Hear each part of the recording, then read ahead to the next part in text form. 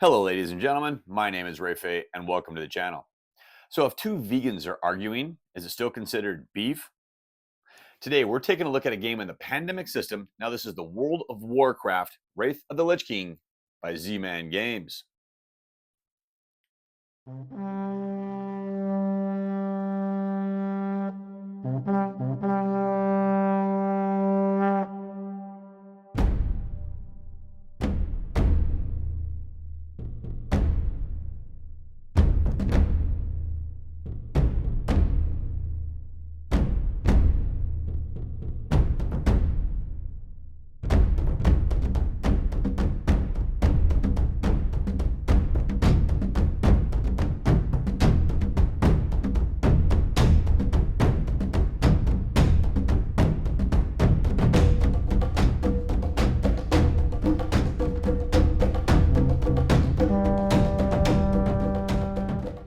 World of Warcraft Wraith of the Lich King is a game set in the pandemic universe. Now, this is a game that's designed by Alexander Ortloff, Justin Kempinen, and Michael Sanfilippo. Now, I hope I got those names right. A couple of those last names are really hard for me. But this is a game where 1 to 5 players are going to take on the roles of various heroes in, well, the setting.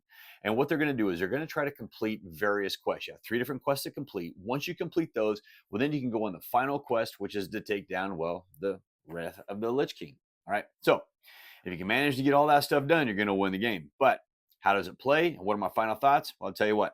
Let me explain how to play, and then I'll give you those final thoughts. So to set up the game, it's very similar to any regular pandemic game with a couple modifications. So we'll run through those really fast.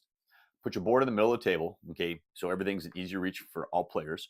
You're going to take the markers for the Scourge track and the Despair track, and you're going to put those up in their number 2 spot and then up on the very top of the Despair track, right? You're going to take the Ice Crown Citadel Palace, and you're going to put that in its space on the board, and you're going to put the Palace on top of that. All right, you're going to take the Ice Crown Citadel Quest, and you're going to put that upside down in its spot on the board as well. Now what you're going to do is you're going to set up the rewards. You're going to take the reward deck, you're going to shuffle it up, and you're going to randomly put 1 in each of the 3 locations for the quest, the red, the purple, and the yellow. Then what you're going to do is you're going to go ahead and shuffle up the purple quest, the red quest, and the yellow quest, and you're going to randomly put 1 face up in each one of those locations. And then you're going to put the little light token, torch token, up on the very top of each one of those quests.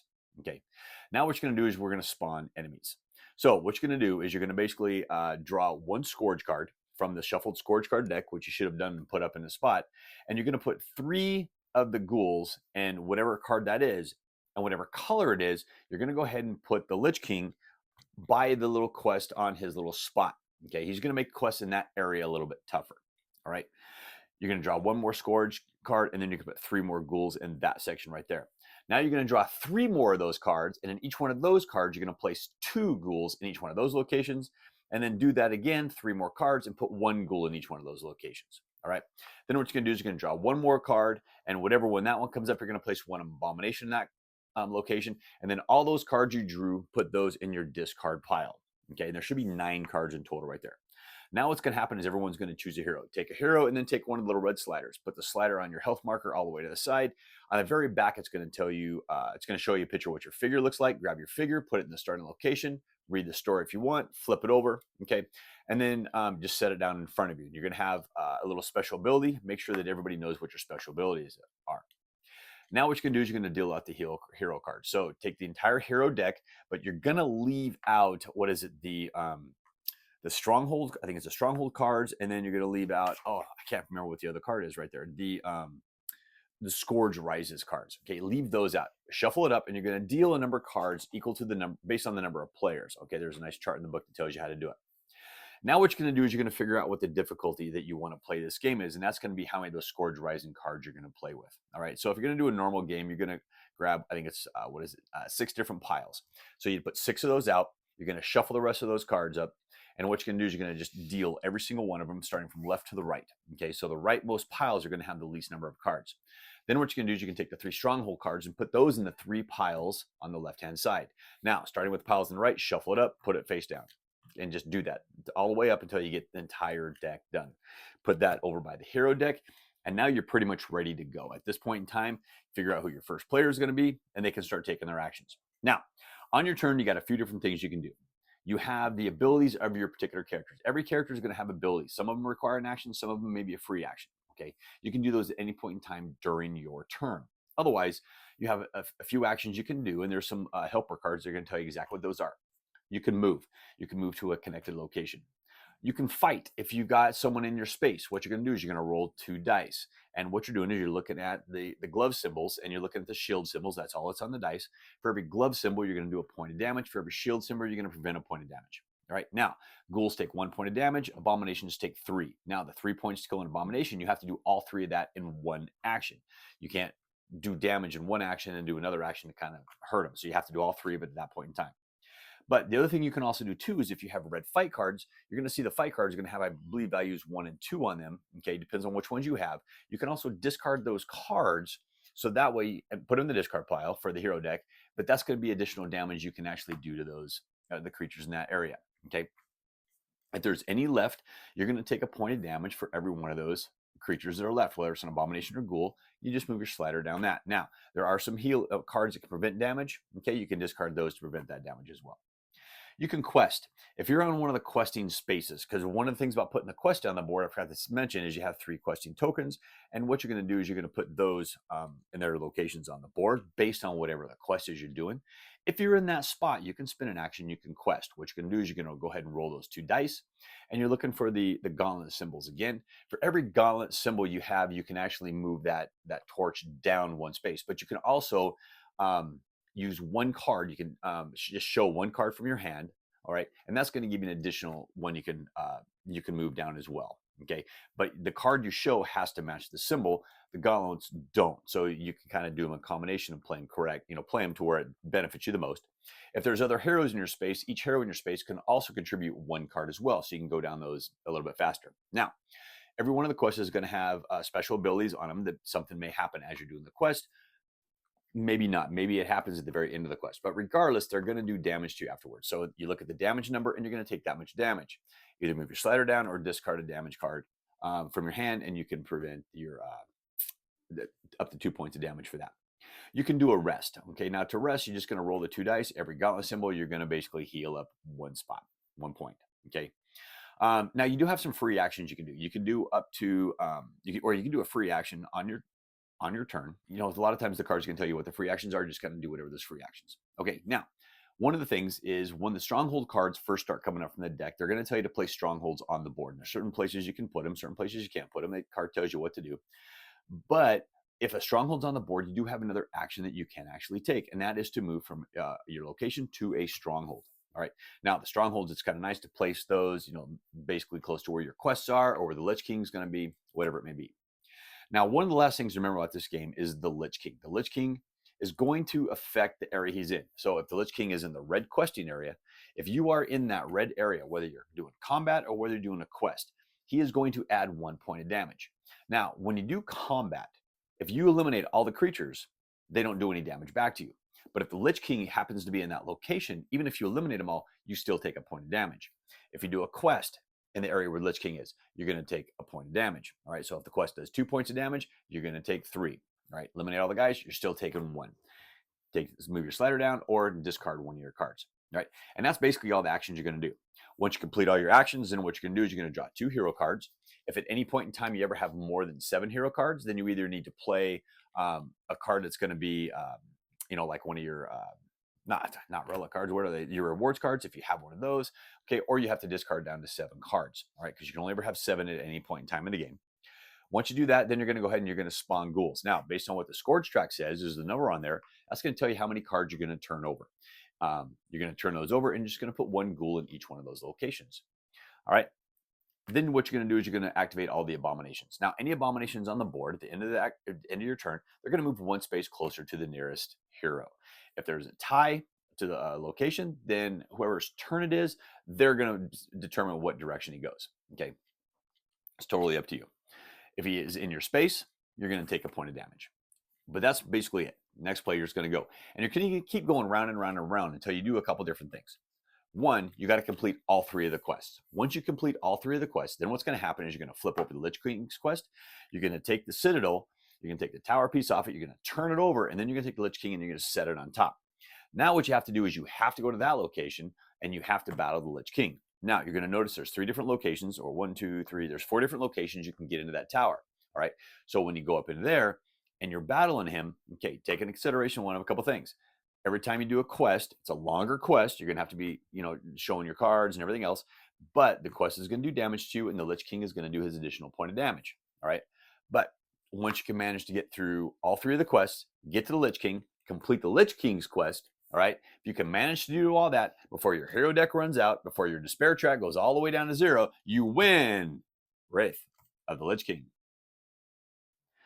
All right, so that was kind of a high level overview of how to play the game. I just kind of ran through all the different actions and some of the different things that the Lich King's going to do and whatnot. But there's still a lot more going on to this game. Okay, there's the pandemic system was originally designed by Matt Leacock, and this is a really deep game. And I love these extra sets that they do because they're just going to add a different theme. So it's not just viruses spreading across the globe, but you have something set in these different IP worlds. In this case, well, World of Warcraft.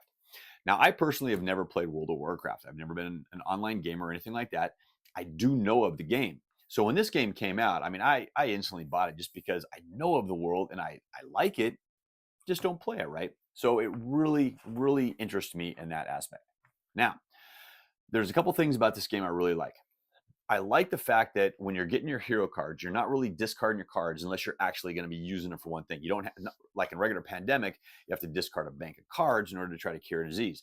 And this one, you're not discarding the cards in order to do the quest. You just have to show that you have one of those cards. Plus, you're using your dice and you're moving that quest marker down. I do like that. Okay, so you're not constantly always having to tables falling apart. You're constantly not always having to, discard your cards, draw new cards, and hope you get the next card to do it. You can stay on a quest spot, and as long as you can keep healing yourself, you can keep doing those quests. Okay, and I like that. Okay, it's really nice. You can get other heroes that are going to come in there and they're going to help you do those quests as well. They can contribute cards at the same time. Okay, I enjoy that. When you complete the quest, you're going to be able to get a hero card. The hero cards are kind of like the events and stuff that you would get in a regular pandemic. You're going to get them, so you're only going to really get basically 3 of them throughout the game, but they're really powerful cards. All right. You're going to put them there. They're going to count towards your hand limit, but you can play those at any time that you need to. Once you play them, you just get rid of them and they're gone from the game. Okay. Easy peasy. Now, the questing, I enjoy the questing in this game. Okay. And one of the things that's kind of really cool about it is the fact that you can go there with a random assortment of cards. It's going to have a special ability to it, but you're rolling those dice and you have to figure out how can you benefit that the most. So say you get 3 gauntlets on your dice roll, you're going to be able to contribute, say, 1 card normally. So you should be able to move that 4 spaces. All right. If you play your card, you have the correct cards, all right, you might be able to do it. Now, if you only go in there with a couple different types of cards and you roll the gauntlets correctly, you might be able to use the gauntlets to move that torch down, then play the card that you have, and then use the gauntlets to be able to move it the rest of the way. All right. So hopefully you're going to be able to play those the best way. That's kind of a really fun, interesting way to do it. Now, there's several rewards cards, so you don't know what rewards card is going to come in the bottom, and there's 3 quests for every one of the different colors. So you don't know which ones are going to come out. All right, but you're not going to be seeing the same quest over and over and over again. They're going to change up. Maybe the red one, you play that one 2 times in a row, but the purple and yellow ones are always going to be different. You never know. If you play the same one, you play the game again. Me, if I see the same one, I'm going to grab a different one. Okay. But that's basically it. I like the questing. Okay. I like how you have to complete the 3 quests, and then you can go after the Lich King. Now, one of the things about the Lich King that I do like is I do like how he is on the board in a particular location. Now, if you play the Scourge card, if it comes out from your hero deck, okay, then you're going to take the bottom card from the Scourge deck.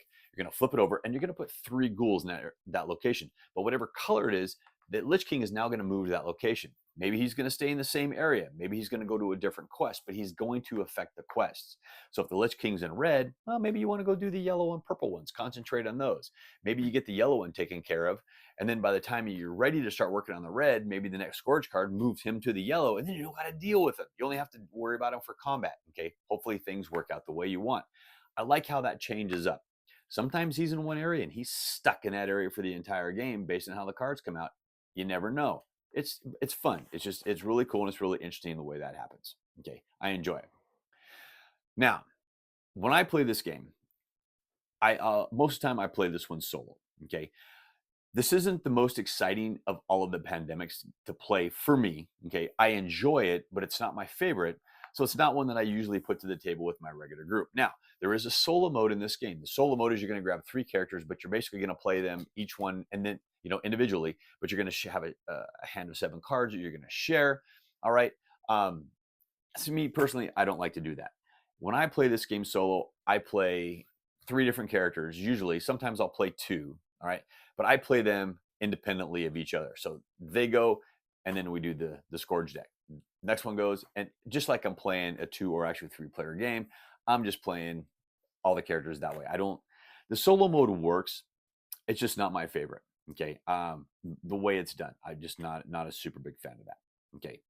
Now, one of the last things I'm going to mention this is I do like the special abilities of the characters. Each character has got a really cool, unique special ability.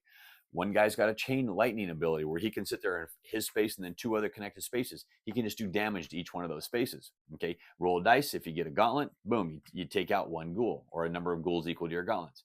Another character is going to allow you to be able to make, once per turn, you can do an attack action from adjacent space, so you don't have to worry about damage. That's kind of really nice as well. Every character's got their own little unique special ability, so they're gonna play very differently. Some characters can, if they quest, they can contribute a second card to a quest, so they're a really good questing character, and I like that. I like when characters have their own special abilities. Okay, now one of the things about this game is there's a big section in this rulebook that has a lot of frequently overlooked rules because, frankly, and I'll admit this, I forget a lot of things in this game. I don't know what it is about this particular version of the game, but I forget about a lot of these little things that can happen. Okay. I don't know why, but I'm glad stuff like that is in the book. It's kind of a little reminder. So whenever I play the game, I just go through that list really fast, refreshes my memory, and then I can remember. Okay.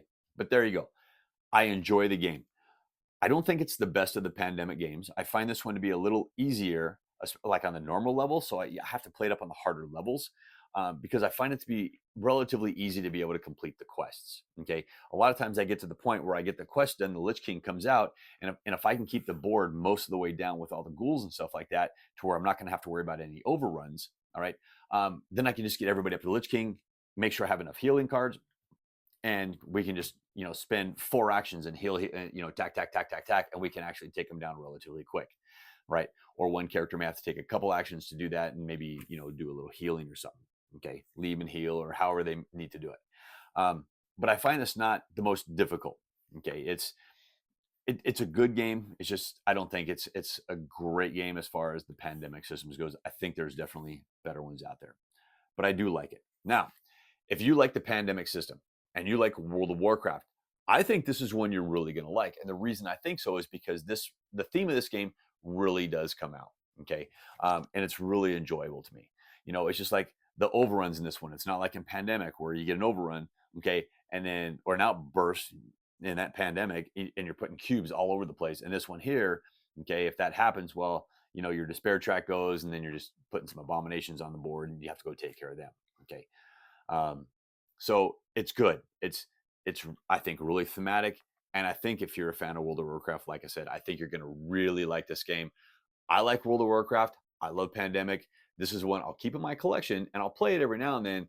And I do that mostly for the theme. I like the theme, even though I find it not to be the most difficult.